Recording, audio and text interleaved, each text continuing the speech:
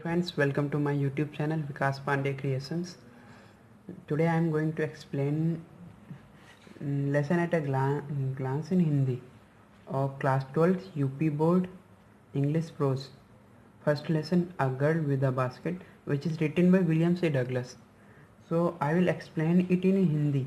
It's a lesson at a glance in Hindi. Okay, then let's start it.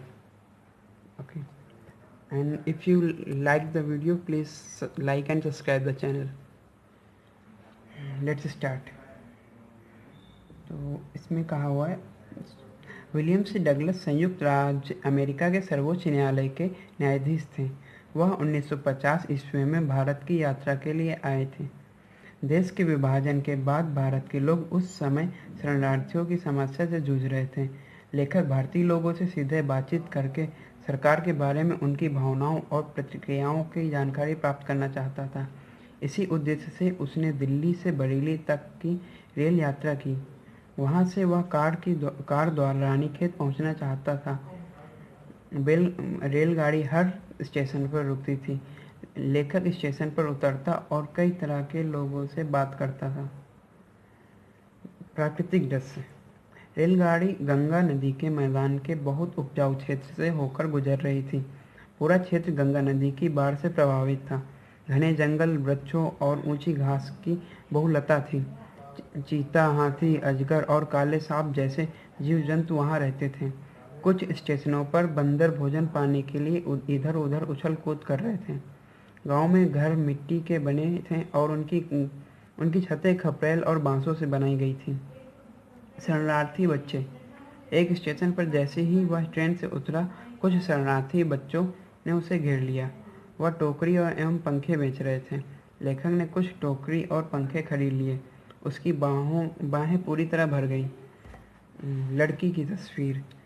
ये बच्चे जो टोकरी और पंखे बेच रहे थे, उनके माता पिता शरणार्थी थे जो पाकिस्तान से आए थे। वे बहुत गरीब थे। उन बच्चों के बीच में एक 9 साल की सुंदर बच्ची थी। उसकी दशा बड़ी दयनीय थी। वह फटे पुराने कपड़े पहने हुए थी। उसने लेखक से टोकरी खरीदने की प्रार्थना की। उसकी आंखों में आंसू भरे हुए थे। उसकी आवाज़ हृदय को छू लेने वाली थी। बालिका में आत्मसम्मान की भावना। लेखक कोई अन्य चीज़ खरीदना नहीं चाहता था, लेकिन लेखक ने लड़की की हालत देखकर उसने कुछ धन दान के रूप में उसकी टोकरी में रख दिया।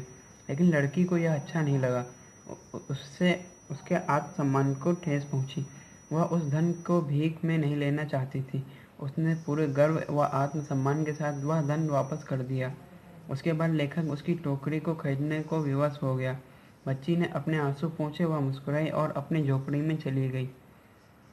भारत से प्रेम। लेखक कहता है कि यह छोटी सी बच्ची, जिसे व्याकरण और तौर तरीकों का भी ज्ञान नहीं था, वास्तव में भारत की आत्मा व संस्कृति की सच्ची प्रतीक थी।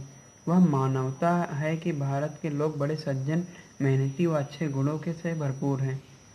वे आज़ादी से प्रेम करते हैं। यही कारण है कि लेखक को भारत से प्रेम हो गया। Thank you friends. I will further explain all these lessons, so please stay tuned with us.